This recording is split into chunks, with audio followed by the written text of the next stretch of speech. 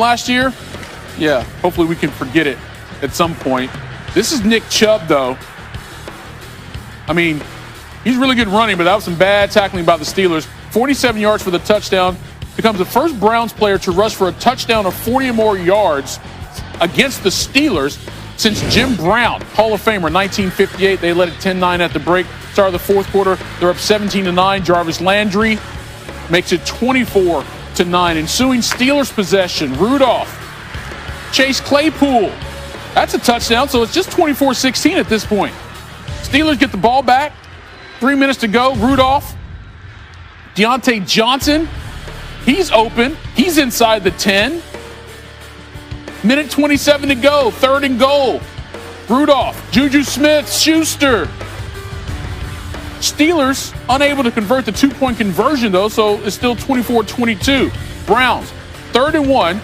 After recovering the onside kick, they need a first down, and Baker Mayfield gets it. He's hyped because he knows what it means. Browns hang on to win it, and Baker, give him credit. He did what he said he was going to do when he got drafted. Help lead the Browns back to the playoffs. It's a moment I'll definitely never forget. First, I'll start by saying that, the cliche thing, but I truly do mean this, and everybody in our locker room does mean it. We're not satisfied. We expected to be here. We've worked extremely hard to get here, and we're excited to have the chance to be in the playoffs. But the feeling of walking off the field, the energy in the stadium. They're playing Cleveland Rocks. There's an old school video going on, and I can look up and see old school highlights. You got Brian Sipe, Bernie Kosar, some old schoolers on there. It's just, and for it to be that loud with a limited amount of fans, it's a special moment for us. It's a relief, it's part of, why we started this whole thing, and from now on, it's a one-season game, one game season. So we're just looking at every game like that. You and I talked yesterday about the need to change the culture here.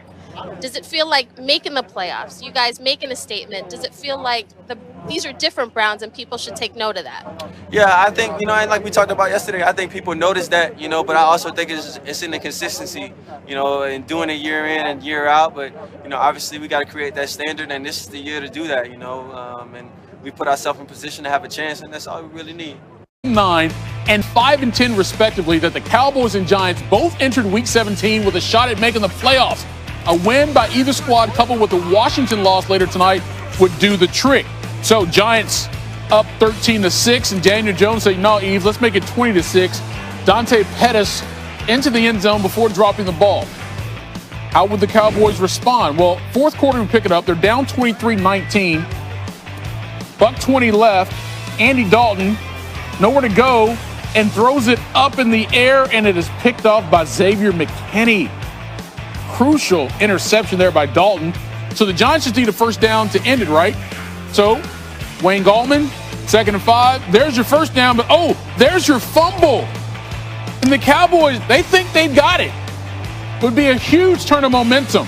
Gallman just simply loses control. Kind of knocked it out of his own hand, if anything else. But watch this. Fortunate enough for him, the ball just kind of sat under his butt. And he would come out of that scrum with the ball. Giants hang on to win it, 23-19. Now they just need Washington to lose, and the Giants would be going to the playoffs. Here's Donna Rossini with Sterling Shepard. You guys did everything you possibly could do to control perhaps a playoff berth. What was it like for you guys in that post-game locker room? It was definitely lit. I mean, we got the speaker going. Guys were hyped up about it. So it's been a minute since we got the Cowboys.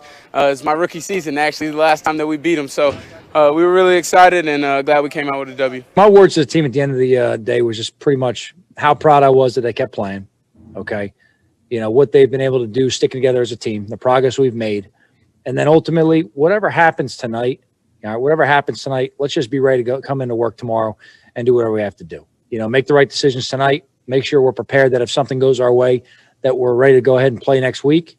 But we'll let tonight take care of itself. It's disappointing that we didn't come out of here today with the win. There's some struggles during the course of the game, but our guys fought all the way down to the end. I'm disappointed for him. I think, like all of us to a man, we felt confident coming in here that we'd be able to come out of here today with a victory. All right, so again, it's pretty simple. as it stands right now in the NFC East. If Washington beats Philly, they win their first division title since 2015. But if they lose, the Giants get it, plus the home playoff game that goes with that division crown. By the way, last time New York won this division was 2011, and they won the Super Bowl that year. All right, Tim, Rob, bring you guys back in. Look, we've made a lot of jokes about this division all season long, and rightfully so, because they've been all bad, so it's not a surprise that it would come down to one final game here. But what did you make of what the Giants and Cowboys did in respect that they knew if they won, they still had a chance to get in? Tim, I'll start with you. Well, listen, I think that you have to credit them. You heard both coaches talk about it. And look, there's something to that. There's the uncertainty of the things that are going to happen in games after your game. And so you want to see good effort from your football team. And I think Joe Judge's assessment of, how he was proud of the way his guys fought. And you could even hear it in Sterling Shepard's voice is he was kind of just talking about, what his team did and the fact that they're still alive. This is what you hope for. We can joke all we want about, teams being sub 500 and going to the postseason. But when you're on one of those teams, you still think you have a chance. You still think you have a shot. And that's probably all that matters. And so, look, I would not have expected any less of an effort from either side. Yeah, look, also, I haven't played for Joe Judge as my head coach, but I can guarantee you that I can tell you exactly what he said in the meetings all week. And that's control what you can control. Let's not worry about anything outside this building.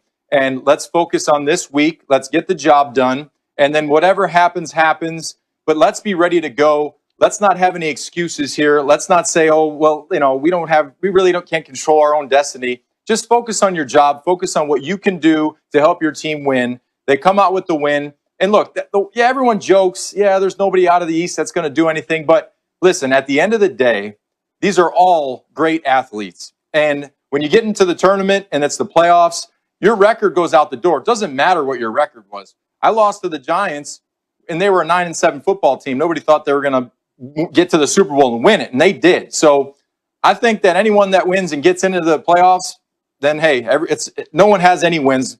Let's go from there and see what happens. So, again, if Washington beats the Eagles tonight, they will win, right? Not necessarily trying to depend on the Rams beating down the Cardinals. But here's the deal with Aaron Rodgers and the Packers. They get a win, they clinch the number one seed in the NFC. So everybody got something to play for in this game.